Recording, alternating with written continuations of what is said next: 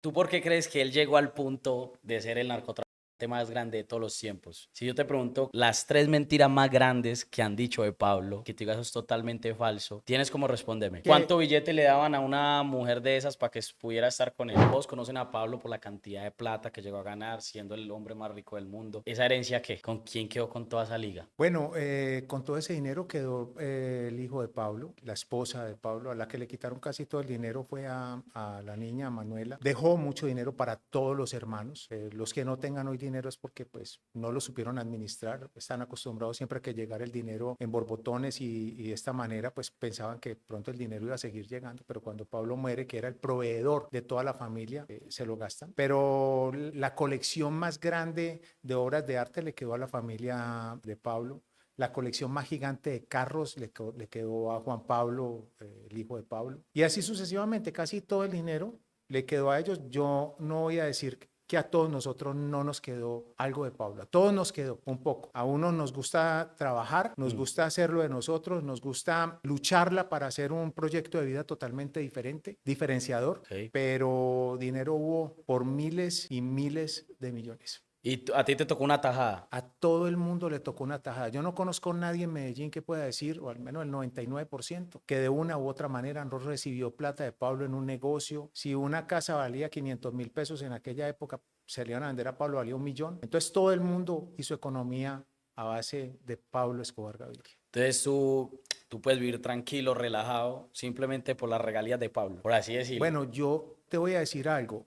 Pablo, yo creo que sigue dejando más dinero hoy que en aquella época. Hoy el turismo que viene a Medellín, gran parte de ellos vienen a conocer un poco de la historia de Pablo. Yo me dedico al turismo, me gusta el turismo, me fascina traer los niños de las comunas de Medellín a mostrarles la historia real de lo que me tocó vivir para que no se vuelva a repetir y para que no crean que esas películas hollywoodenses lo que les muestran es verdad, porque la verdad no es así. Los dolores, si los pasamos a una balanza, el dolor en cuanto a lo que nosotros nos tocó vivir, bueno, yo preferiría nunca haber tenido un solo centavo. El dolor es muy grande. Yo estuve hasta 8 días metido dentro de un cementerio, enterrando todos los días, familia ni siquiera saliendo a bañarme al apartamento porque había que enterrar hoy el primo, mañana el otro primo, pasado mañana el amigo, el esposo de la prima, de la tía. A nosotros nos tocó bastante duro. Lo que muestran del narcotráfico no es así. El narcotráfico trae muchísimo dolor. Es tanto el dolor que yo hoy en día me pregunto, ¿cómo es que los que quedamos vivos somos capaces de soportar o fuimos capaces de soportar todo lo que nos tocó soportar? He visto que aquí en el museo han llegado muchos niños. ¿Por qué los niños? O sea, yo, por ejemplo, de chiquito, pues hay que admitirlo también, uno miraba a Pablo y uno decía, uy, qué chimba el poder. Pues uno era un peladito.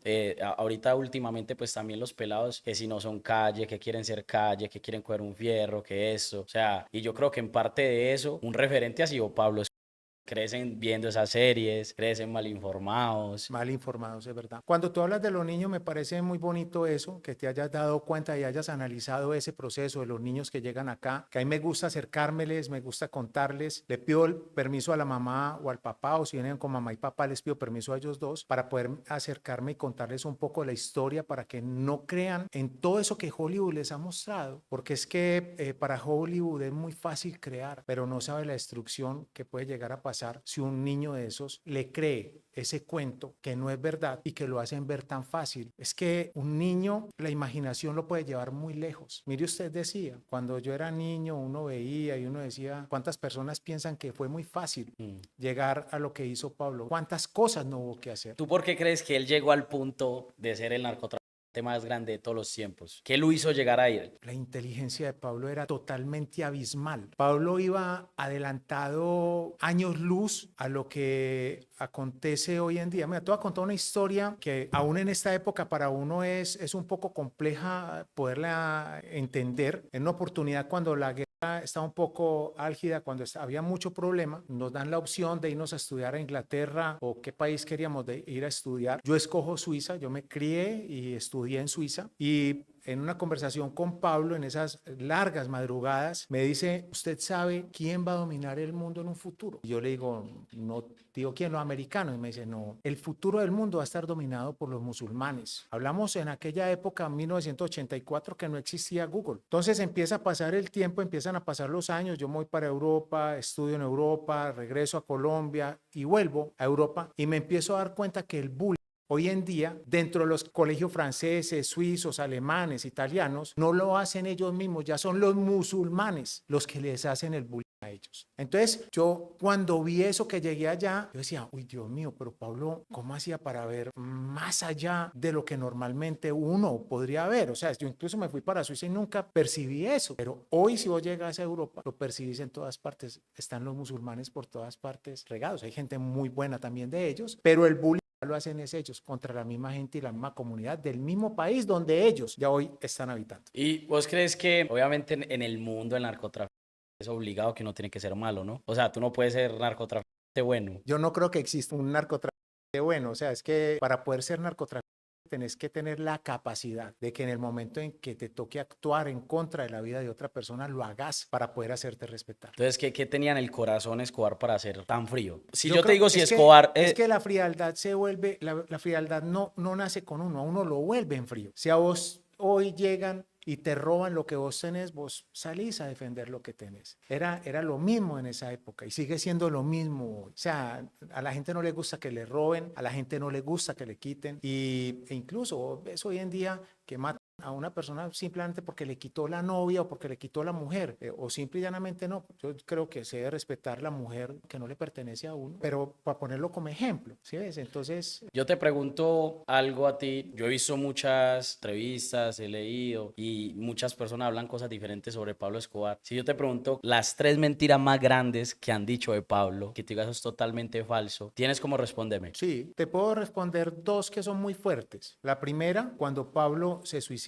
que no fue ni abatido ni absolutamente nada de eso. ¿Por qué se suicida? ¿Cómo sabes tú eso? A ver, nosotros hemos hecho un estudio, al menos yo lo he hecho muy concienzudamente. Yo incluso tengo todos los documentos legales de las necropsias de todas y cada una de las personas que murieron en la guerra que pertenecieron a nuestra organización, a la organización de Pablo. Te voy a hacer una sola invitación. Mira el video de la muerte de Pablo y analiza dónde muere el Limón. Limón no muere dentro de la casa. Analiza una segunda cosa, el tiro que le pegan a Limón se lo pegan exactamente en la frente y está en caída, o sea que él estaba de rodillas, ya lo tenían frenado. ¿Quién entrega a Pablo? El Limón. Esa es la realidad. ¿Y por qué tiene tanta relevancia si murió él o si él se suicidó o lo mataron? ¿Por qué crees que tiene tanta relevancia? Para mí mucha, porque vos cuando llegabas donde Pablo siempre había un arma a disposición para vos para defenderte, te decían cuántos tiros tenía la pistola y te decían recuerde, Pablo, ese era el lema de Pablo, recuerde, el último tiro, oído derecho, salida oído izquierdo, eso no va a fallar, pero aquí no nos agarran a ninguno. Pablo decía a mí, jamás me van a colocar unas esposas. Pablo estaba, eso lo tenía dentro de su cabeza 100% seguro. Pero llegó a tener esposas varias veces. Lo llegaron a esposar varias veces. Yo creo que una sola vez y fue la mujer que tuvo. Pero yo creo que fueron 2 veces en que lo tuvieron detenido. Uno por ahí en el 77, 78 y la segunda que es la foto más famosa de él. La foto, esa foto original. Esa foto es original, esa foto es cuando lo capturan a él la segunda vez, que él sale riéndose. Yo creo que ¿quién es una tiene de esa las foto formas. original? Esa foto originalmente se montó dentro del libro de caricaturas de Pablo Emilio.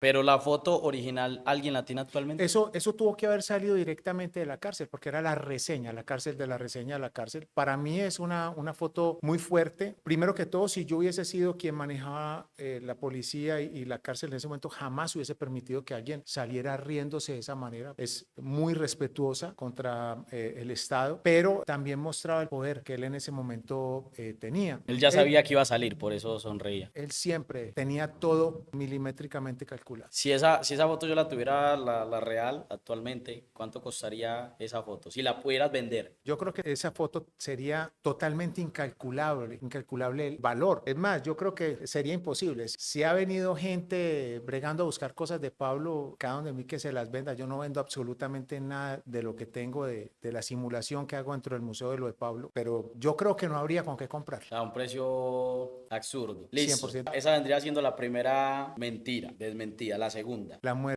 de Luis Carlos Galán Sarmiento. Pablo no tuvo nada que ver con la muerte Luis Carlos Galán Sarmiento. Hay una persona en la cárcel en este momento que es Santofimio Otero pagando una condena por algo que no tuvo nada que ver tampoco. Pues lo tienen ahí metido en la cárcel simplemente porque al Estado colombiano le dio la gana de poner ahí un parapeto. Pero la responsabilidad del responsable o la persona que responsabilizan es al mismo general de la Policía Secreta de Colombia, el general Miguel Maza Márquez. Pero yo estaba con Pablo el día que muere Luis Carlos Galán Sarmiento y él dice, eso no fuimos nosotros. O sea, ¿quién sabe ahora cuántos van a venir a cobrármelo? Y pasa la noche, como a las 3 de la mañana, Pablo, después de haber caminado mucho rato, porque él se levantaba y caminaba y pensaba, poco hablaba, escuchaba mucho, dice, ya se murió, aprovechémoslo. Entonces se refería que si no había tenido nada que ver Pablo con la muerte, que seguro iban a venir a cobrarlo, pero que si ya todo el mundo estaba diciendo que había sido Pablo, pues que había que aprovechar. Y Pablo aprovecha la muerte de Galán y de ahí empieza todo ese proceso. Es la única persona en el mundo que ha cambiado la constitución política del país a su favor para lo que él quería. Mira, como ninguno, yo creo que la mayoría de los que está viendo, como ninguno nos tocó ir pues esa temporada de Pablo, yo creo que todo lo que sabemos de Pablo Escobar lo sabemos por lo que hemos leído y por las series. Entonces te voy a decir varias cosas de las series de las que yo he visto, o varias cosas que habla la gente pues por ahí en la calle que uno dice, uy, ¿será verdad? Por ejemplo, lo de, si tú ves la serie, que él coge y le dice a la vieja, vaya pues espéreme, la cama, él sí pues podía hacer eso con una mujer. Pablo era demasiado respetuoso con las mujeres. O sea, él no, pero sí le era infiel a la mujer. Por lógica, él cogía la revista Cromos y decidía cuál de todas esas mujeres que estaban ahí, él las quería y en qué orden. Y la mujer copiaba de ley. Lo que pasa es que, ¿cómo no te van a copiar si vos... O sea, Pero vos crees que por miedo o por plata. no, por billete. ¿Cuánto billete le daban a una mujer de esas para que pudiera estar con él? No era así, es cuánto quieres. Ah, vea eso. Mira, Pablo quiere conocerte, cuánta plata quieres, qué te está haciendo falta, qué necesita. No, yo quiero un Mercedes-Benz convertible, vamos a comprarlo y vamos para donde. Ya cuando llegaba ya pensaba que iba a seguir siendo la reina de Pablo Escobar, pero no, era solamente la reina por un ratico nada más.